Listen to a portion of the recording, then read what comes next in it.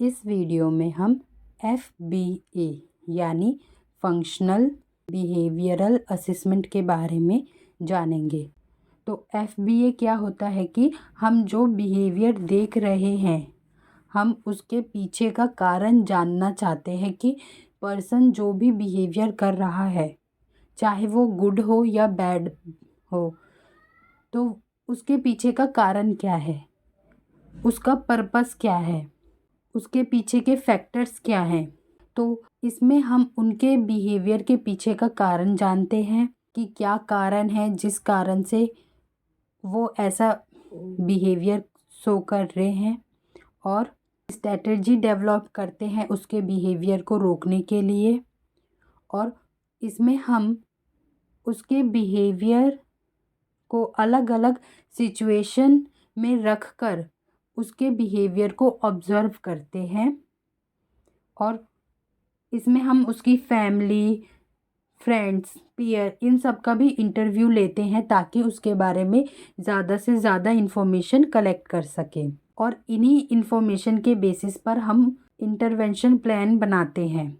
अब रिलायबिलिटी और validity issues क्या हैं इसमें और इनको कैसे मेंटेन करते हैं ये जानते हैं।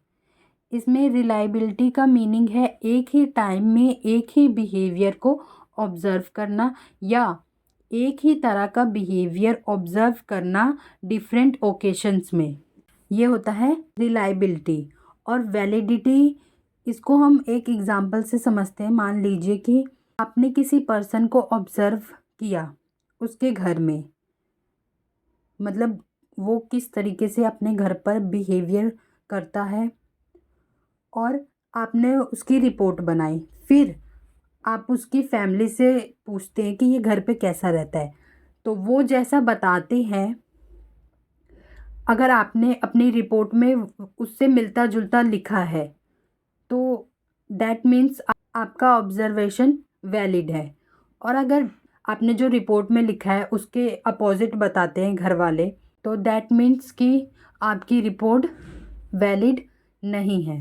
तो ये मीनिंग होता है इसमें रिलायबिलिटी और वैलिडिटी का, और इन्हीं को हमें मेंटेन करके रखना पड़ता है। अब जानते हैं बिहेवियरल असेसमेंट के यूजेस क्या है। इसका यूज़ कई सिचुएशन में और कई पर्पस के लिए किया जाता है। For example screening, identifying problems और इंटरवेंशन डेवलप करना, और इन सब के लिए किया जाता है। और इंटरवेंशन डेवलप करने के बाद भी हम असेसमेंट कंटिन्यू रखते हैं ये जानने के लिए कि जिस बिहेवियर के लिए इंटरवेंशन बनाया गया था उसे सॉल्व करने में इंटरवेंशन ने कितना इफ़ेक्टिवली काम किया है। तो ये क्यों करते हैं, ये देखने के लिए करते हैं कि हमने जो ट्रीटमेंट प्लान बनाया था वो ठीक से एडमिनिस्ट्रेट हुआ है या नहीं, यानी ठीक से अप्लाई हुआ है या नहीं। जो भी बिहेवियर में चेंजेस आए हैं उनको मॉनिटर करेंगे और डॉक्यूमेंट बनाएंगे। अगर चेंजेस आए हैं तो क्या वो चेंजेस ट्रीटमेंट के कारण है या किसी और कारण है, ये भी देखेंगे हम। और हमने जो भी ट्रीटमेंट किया है वो उसके लिए कितना बेनिफिशियल था, और जो भी ट्रीटमेंट हमने यूज़ किए हैं उसको मॉडिफाई करने की ज़रूरत है या नहीं, मतलब वो वैसे ही ठीक है या उसमें कुछ मॉडिफाई भी करना है। अब बिहेवियर असेसमेंट के टाइप्स के बारे में जानते हैं। तो यहाँ पर इन्होंने 5 टाइप के बिहेवियरल असेसमेंट बताए हैं। पहला है डायरेक्ट असेसमेंट।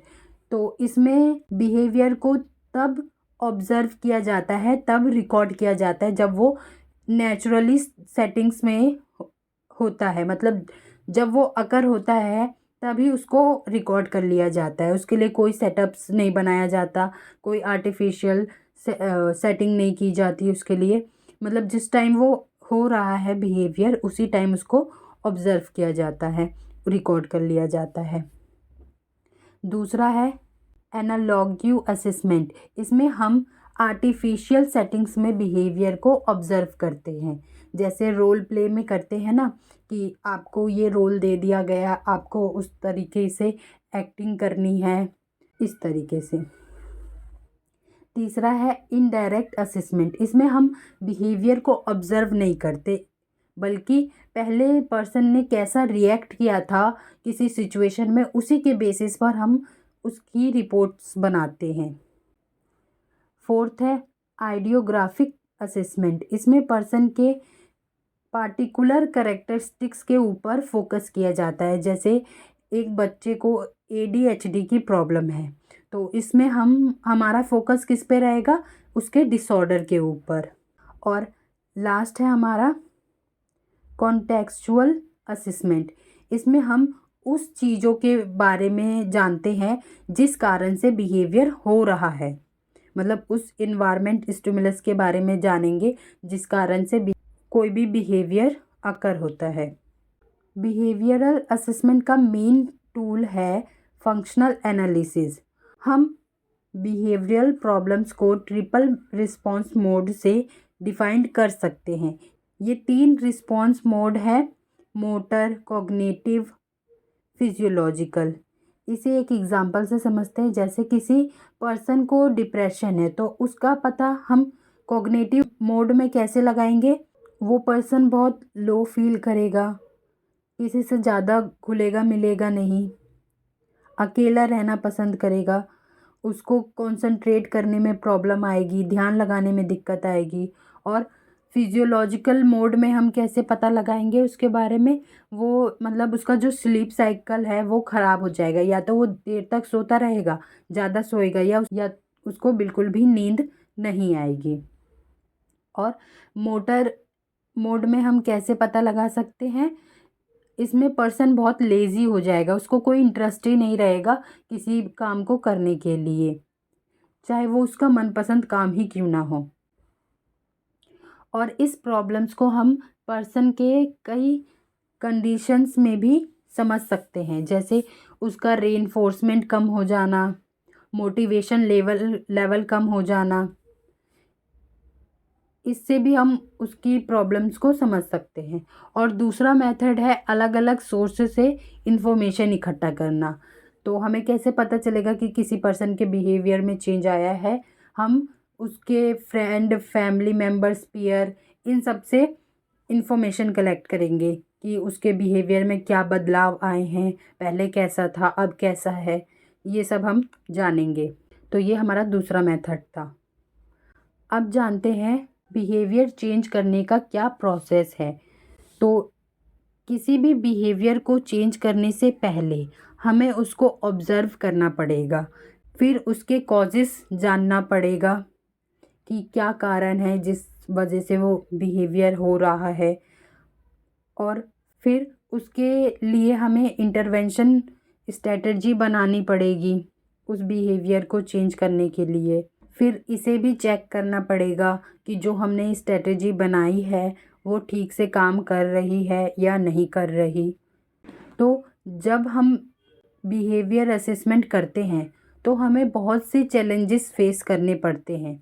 जैसे असेसमेंट के लिए सही टूल को चुनना, उसकी रिलायबिलिटी और वैलिडिटी को देखना, ये सारी चैलेंजेस हमें फेस करनी पड़ती है बिहेवियरल असेसमेंट में।